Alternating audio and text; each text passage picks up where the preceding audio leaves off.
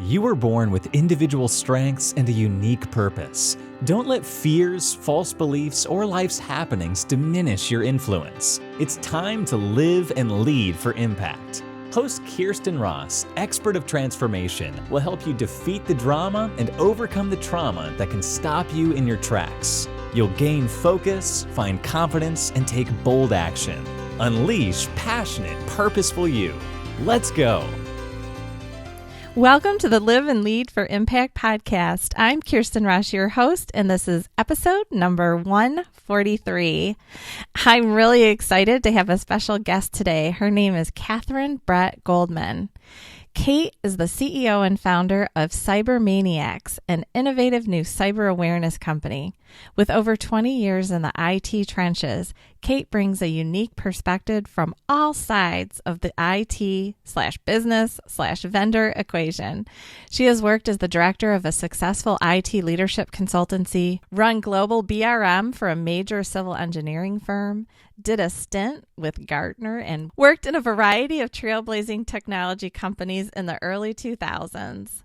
She is also an advisor to startups in the UK and US, acts as the director of development for the Ladies of London Hacking Society, and speaks internationally on leadership, cybersecurity, and technology change topics. So welcome, Kathryn. How are you? Thanks for having me. I'm great. Yeah, thanks for being here. And wow, this topic is the up and coming, well, probably it's been important for a bit, but I feel like it's even more important today. So I'm really anxious to hear what you're up to and the impact that you're making. But first, I have to laugh. When we first hopped on to this interview, I was expecting this accent that is not there. And so as you begin to talk, people are going to hear that. But I'd love to hear, you said it's an interesting story that, what brought you to London from the U.S.? Yeah, so my husband and I and my kids have been here for about 10 years now. And, we had been native New Yorkers for quite some time. And we had gotten married. We had gotten pregnant with our first child. And when I was about 6 months pregnant, my husband's company called him and said, "Hey, would you be interested in, possibly moving to London or running a team?" And he kind of looked over his shoulder. He said, "Hey, hon, should we move to London and run a team?" And I was like, "Yes, let's go." And so the company basically had to move us almost instantaneously, because I said, either I'm doing this now or, you guys are going to have to wait 6 months till after we have the baby. So I basically moved to London the last week I was allowed to fly as a pregnant woman. You are a brave, brave woman. That is one thing that we are learning about you right away. I was like, it's going to be an adventure. It should be fine. This will be great. Wow. Well, good for you for being so adventurous near the end of your pregnancy. So, all right. So let's hop into the topics that we're here for. So tell me, what life experiences have motivated you to make this impact? Well, I think, thinking about this, the first thing when you asked the question, I said, partly I think I've got great role models. So I grew up in a family where both my parents were entrepreneurial. My dad built a bunch of businesses. My mom always worked independently, and I guess you could call her a solopreneur before the term became hyped as it is now. So I think that in the beginning, I saw my parents making an impact, and they definitely were, they didn't come from a lot of money. They didn't come from a really educated family. And so they were always pushed to do more, to work hard. And so I think that was part of it, was the mold that I grew up in. They said, we expect you to make an impact. We expect you to work hard. We expect all these things. And they definitely did that. So I think growing up, I had that sort of that framework to grow into. And I think that I always had the feeling that I was a little bit different or odd or off or like, why are you coming in it that way? And, all the other kids would be like, what is wrong with her? I'd be like, it's okay. I'll just be over here thinking my crazy thoughts and doing things my own way, sometimes stubbornly so. But I guess that always kind of made me feel like it was important to march to the beat of your own drummer. Mm-hmm. And so I always kind of felt that drive internally that, I might not think of things the same way that everybody else does. I might not see things the same way, but that does not mean I'm wrong. Mm-hmm. It just means that I have to convince others that I'm right, and I have to get other people to see it the way that I see it. So once you can kind of put those two things together, if you can put sort of those frameworks and those drives together in the pursuit of helping others and watching others change and helping others shine, to me, that's where the biggest impact is. Amazing. I love that. And I love that we're talking about your mom being a solopreneur, using that term from I know. I told her, I said, Mom, do you know that you're a solopreneur? She's like, what are you talking about? Well, now I want to hear more about your mom too. Oh. But we better stick to our topic. You should have her on a podcast. She was a trailblazer. Yeah. Okay. Well, we should do that. Yeah. So, in your bio, I described kind of all the things, like the different titles and all of that, but let's kind of dig deeper into what specifically is the impact that you're making in this world of cybersecurity. Well, with the Cybermaniacs, it's been so exciting to have this as a platform to start seeing the ability to, through social media, through my customers, through all these different things, to actually have impact at a greater scale. And what we're trying to do is we are trying to change the way that people interact with technology to be more cyber secure. Okay. And we think the only way that you can actually do that is actually through positivity, through humor, through understanding the psychology of change, and through tapping into people's values and their culture so that they actually want to make these changes. Because a lot of times it's really annoying. And technology providers, how do I say this? Don't always make it easy. I'm looking at you. I'm looking at you, Facebook. To understand what our digital rights are, or what our privacy settings are, or what they're, and then there's a whole nother layer of what the cyber criminals are actually trying to attempt, and how they're actually stealing our data. So what we're trying to do is to give that awareness and to bring that to people and companies so that they can keep themselves and their families, their teams, their coworkers, and their companies cyber safe, because the threat we're up against is actually really scary, and it's moving awfully fast. Okay, you're giving me, a little more anxiety around this, and I already knew that I needed to have, some stress around it. But okay, here's what really struck me though about what you just said. Never anticipated talking to an IT kind of person and hearing about positivity. So I need to dive into that a little more. Yeah. Absolutely. I mean, well, this is the trick, is that I think, especially in cybersecurity, and I've been in IT for about 20 years, and I've been in cyber about 2.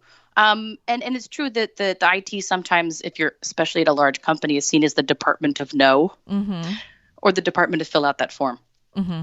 And I think that it's got to evolve because of the way that technology is changing. I mean, we interact with technology so much in our consumer lives. It's now embedded into everything we do. And everything is now connected to the internet. So we have to, as either IT, internal IT functions, or as a cybersecurity function, we have to start adopting more consumer type approaches in order to actually engage with our end users, our customers, etc. So when I look at that and I said, well, what is cybersecurity all about? Right now, it's about digital habits. Right now, it's about how you're actually interacting with your technology. The way that people interact with their laptops is different than how they treat their phones. And how you, if you have the habit of doing your online shopping at the local coffee shop on public Wi-Fi, how do I break you of that habit? Because it's actually a really bad idea to, expose any credit card data to a public Wi-Fi network at this point. So when we looked at this problem, we said, well, how do we actually get this awareness out there? How do we get people to change? And, cyber for a long time has used fear. Understandable. It's totally scary. But that doesn't actually get people to change habits or behaviors. And oftentimes it actually gets them to double down on it. So we said, how could we actually bring a positive, values-based, and even a humorous approach to light up people's brains, to get the neurons firing, to get them to realize it's important, but also to change their perception and their sentiment towards something that is actually understanding the value they can provide by being part of the change. Because it's everyone's responsibility to start taking these actions. I love that. And using the humorous approach. Yes, it's funny. I was talking to someone recently who was trying to sell me something. And it was so fear-based, the whole thing. What if, I mean, I will admit by the end of that conversation, I was feeling like, oh my God, I need this thing, but it wasn't a good feeling. I just thought, why would you want to spend time freaking everybody out to get them to use your service? And so I love that you found a positive, humorous way to engage. And and doesn't denial set in sometimes too? If we're too afraid, we don't want to think that way. So let me just turn away and not deal with it at all versus creating some humor and positivity around it. No, absolutely. And there's psychological studies that back that up, that eventually you tune out and you turn it off because it is unpleasant to think about. And honestly, those type of consequences often drive the human brain a little bit crazy. To try to do all that risk-based assessment and optionizing, it is not fun. So we're trying to just keep it and boil it down to the basic facts and to make these things easy to do. But at the end of the day, people should want to make these changes, and they should understand the benefits they get from it, and they should understand that they're doing a good thing. So we think it has to be rewarded, it has to be encouraged, and they have to be inspired to make the change. Yeah. So I don't like that FUD. I think it gets old very fast, and people start to tune it out. So you really do have to tap into that. And I do think, and you've talked about this a bit on your podcast before about, just employee engagement and happiness at work and where people are right now in their lives. When we looked at this equation, I said employee engagement and making happy employees that bring their whole selves to work shouldn't just be an HR initiative. Why can't that be part of a cyber program too? Yeah. And so your communication to individuals happens through their companies, it sounds like. Am I making an accurate assessment? Yeah, primarily. I mean, we sell it as a training service to organizations, small, large, tiny, micro, everything. But we also put quite a bit out there on social media for free because it's the kind of stuff that we want people to share and to really get the word out, because a lot of these tips are easy to implement. And, you can just sign up to our Twitter feed and get tons of content for free that way too. Awesome. Okay. And what size companies are you generally working with? So we work with a range. And I think that, when we started the company, I was like, oh, we'll just make one size fits all. And then you get 6 months in, you're like, yeah, that's not going to work. So we've actually kind of have 3 different tiers of service that we're working towards. So we've got some standard packages that are very plug and play for small businesses, because actually only 25% of small businesses currently train their employees on cybersecurity awareness. And actually 60% of attacks are happening to small businesses right now. So it's sort of like they're getting the brunt of it right now, and they're totally not prepared for it. Larger organizations tend to train their employees on this. They've been doing it for years, but those programs have kind of become old and stale. And so we're approaching larger organizations saying, hey, let's bring a fuzzy, maybe funny, maybe different out of the box type of approach so that you get your employees' attention, you get them laughing and learning about cybersecurity. Okay. I'm thinking of one of my clients right now because they were attacked recently. I got the email from the president, and she's like, "Oh my gosh, this thing happened," and and they were not prepared to deal with it, and it ended up being, so one, training up front didn't happen, and it was an email that they got, like a phishing kind of a thing, and I know you've seen it all. So not only was there not training that might have prevented it, but then they didn't even have the infrastructure or anything or even resources in place to deal with it after the fact. Yep, absolutely. And there's some super scary stats around the small business area. And it makes me really concerned because I think of the American economy and I'm like, oh my God, small businesses are the engine of think of all these startups that are out there and all this energy that's being provided. And it could be taken away so quickly that the business failure rates after a major cyber incident are really scary. It's like 60% of businesses go out after 3 years if they've suffered a major cyber incident in the small category.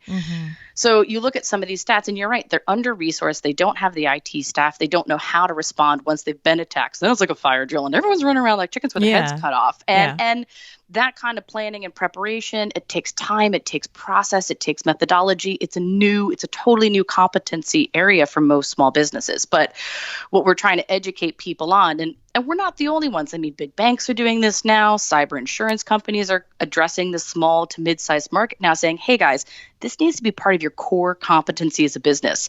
Just because you have a couple email servers in the cloud, that doesn't necessarily mean you're safe from a cyber attack. So, I mean, if you do run a small business, if you work in a small business, put cyber on your reading list, start finding out more about it now and how to protect your organization. There's tons of free resources available too. So I think that's got to be part of our language. How do we protect ourselves personally, and how do we protect ourselves in our companies? Because there are important information assets underneath the hood there. Right. Now, how are you defining small businesses and then larger businesses?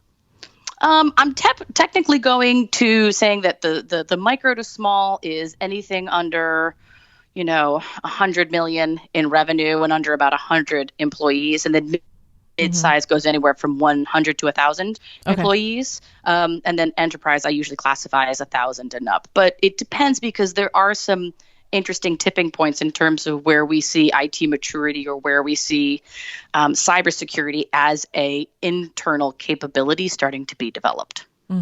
Okay. Yeah. So it used to be only like the super duper big companies, but now we're calling into smaller companies, and they might have 500 employees, but they just hired a CISO. So a chief information security officer. And we're like, hey, good for you guys. Right. So it's good to see that. Okay. So what is the biggest internal or external challenge that you've had to overcome in working to make your impact, and how did you overcome it? That is a really good question. I think. Thank you. No. Like, that's a really hard question. I think, to be honest, recently it's because I'm a mom of 3 kids. So I've got 3 small kids, and juggling that work-life balance, especially in the startup phase, is really hard. It's interesting because when you go talk to entrepreneurs, you go to some of these meetups, or you go listen to a lot of the podcasts that are out there, the overwhelming majority are men. And I have a sneaking suspicion, although I've never seen the data on this, that the majority of them are either single or their kids are a little bit older, or they've got someone at home full time managing a lot of this stuff. So it kind of frees up the guy to go expand on the dreams and build the company. And a lot of times where I see women being the entrepreneurs, it's not as a bootstrapped kind of operation. It's more as a fully funded VC, right, kind of operation where they launched a business with a couple million in the bank already. So I do think that that's one of the biggest challenges that I've had recently, getting this company off the ground, starting it in a bootstrap capacity, keeping my kids sane and happy, and trying to divide up my mom time, making sure that I'm still present at home, while you have to also struggle with the demands of growing a business. Right. I have been there. Although I will say I do not meet your kind of your perception of I was actually a single mom when I started my business with 2 little kids. Yes. Bless your heart. Yeah. Wow. Bootstrapping and moving and shaking. Yes. Yeah, you're like stirring the oatmeal with one hand, on the phone with the other, and then rolling toys off the kitchen floor with your foot. Yeah. Yes, it was an interesting time though. So how old are your kids? 9, 6, and 4. Okay. So yes. Still in the thick of it, but school age. So woohoo. Yeah. Ooh, I always celebrated the moment, like when they can get dressed themselves. Huge milestone. Get their own breakfast. That's another one. And then when you start having some of that school time, it starts to free up some time. Well, kudos to you for, single mom, married mom. Moms are busy, and whatever the circumstance, it is a lot to juggle, and make sure that you're having that good focused time. So I get it. So what have you done to overcome that challenge of finding the work-life balance? Well, I think, is the crock pot your favorite friend? Oh my God. I love my crock pot. I love my crock pot. Absolutely. I'm a crock pot ninja. It's scary. It's scary, the kind of things you can actually make in those things. They're great. I think that the first is just being a little bit organized. And so I was always a planner, whether that was for dinner parties or events, or, running a show or building out a sales team. I always like to kind of get my charts and get my graphs going. So knowing what was coming up that week and making sure it's planned out makes things run a lot smoother. For me, that also includes the crock pot menu planner of the week. Like, what's coming in and out of the freezer? How is this all going to work? So I think that's part of it. And I also think that I've been really lucky to find a good team and work virtually. And I think that that's just a sort of a sign of the times, right? That you can put together a company and put together a team globally and work digitally, which means my hours can be sometimes a bit more flexible when it's needed. So I like to travel when I need to travel, but be home when I need to be home. And that's been great insofar as being able to actually manage that all. That's awesome. I know it is an amazing time. I think back to when I started my business, people working in their home there was a different perception of it back then, because we're talking about almost 15 years. And right. For me, and so I had like the different emails and the different, like you had to make yourself look a little bit more brick and mortar. And now it's fine. People actually look and say, oh my gosh, that's amazing. All that you're doing. Hey, just to go back to the crock pot thing, not that I want to overtake it, this whole interview with that, but have you heard about dump recipes? Oh, is that like we throw everything and you just go away? Well, actually I don't know if other people really want to hear this, but it is so amazing. And I can send you some stuff too that I just Googled and found. But no, you can just plan ahead. You just make a few up, throw the stuff in freezer bags. And then just put, like what I do is put with my magic marker what's in there, the date, and then anything that, if it needs rice or something to go with it, right. Throw it in the freezer standing up, because they actually can throw it right in the crock pot still frozen. So you don't even have to do any meal planning day of. So just saying, so between a crock pot and a rice cooker, pretty much good to go. Oh my God, you should see my face, because my mouth is hanging open and my head just exploded a bit. I was like, that's a whole nother level of organization. I'm so excited. I know. Well, the funny thing is, and why I specify standing up is because like I did make quite a few one Sunday. This was a while ago, and laid them flat for, better storage, and well, they don't fit in there in your crock get pot. This frozen like rectangle. Yeah, exactly. It doesn't fit quite as well. Standing up, beautiful thing. So, all right. So tell me how you stay motivated and moving during tough times.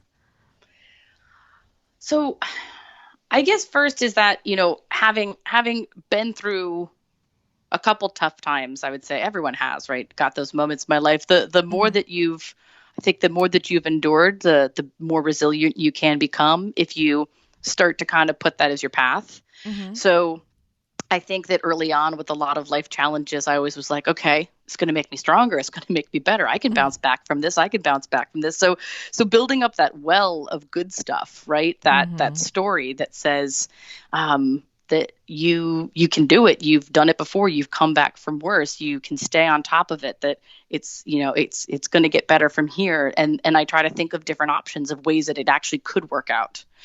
So there's always a lot of optionizing and solutionizing. I mean, a lot of time as an entrepreneur, when you're just starting up your business, it feels like you're running a blender in a lightning storm. And you go through these roller coaster days of, you get an email and the client's interested and you're like, this is the best day ever. And I'm going to make $1 million and this is great. And the product's going to work. And then 3 hours later, you get another email from a supplier totally bailing on you. And you're like, this is the worst day. I'm going to die. And there's no way this company is going to fail. I just can't do it. So you have to kind of build up that well and build up that talk track internally. That's like, okay, what's next? Move on, keep going. How are we going to get this done? So I think making that part of your system and making it part of your pattern, it's kind of what I do, that I don't allow myself to get too negative or to wallow.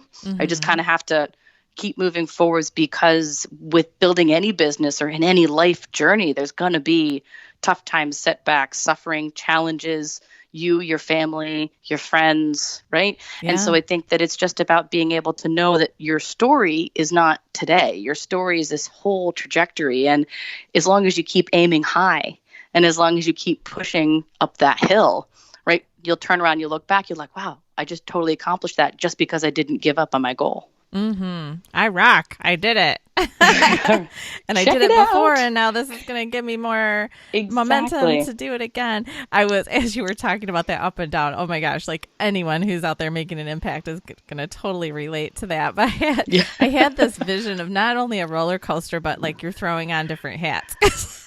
Because it's also, it's not just the ups and downs of the great thing happening and then the oh shoot thing happening. It's the different hats that you're wearing, the different roles that you're playing in addressing them until you get, have all the manpower to do all the different things.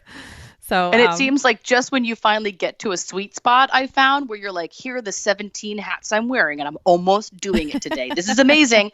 Then you finally have the capital and the revenue to hire somebody, and then you have to delegate a few hats, and it makes you completely less efficient for a period to actually take 3 off for that short period. But then you sort of like lose your balance again. Then you have to keep trying it. But it is kind of funny because I was like, I was more efficient wearing 17 hats than I am wearing 15. I don't understand. Well, that's where you got to make sure you have the good delegation stuff happening. And then what are you doing with that extra time that you just recaptured, right? Being intentional with it. Take a bath with a bottle of Prosecco. Definitely. Oh, yes. I've been on a definite big self-care kick lately. So what words of wisdom do you have for others who want to make an impact? I think the most important thing is to see all the small things you do and just build on those. That I think sometimes, like as you go to these big seminars, you talk about entrepreneurs and everything. I was like, oh, it's the big goal. It's selling it for 500 million. It's, it's getting the investor. It's doing this stuff. But I think it's the day-to-day small stuff that, if I solve someone's problem, or if someone says, oh, I saw the puppets, or I saw the Cybermaniacs, and I actually learned something about changing my password, or I told my mom, this is what she should use as a password manager, or, my mom now sends me phishing emails because she knows how to recognize them.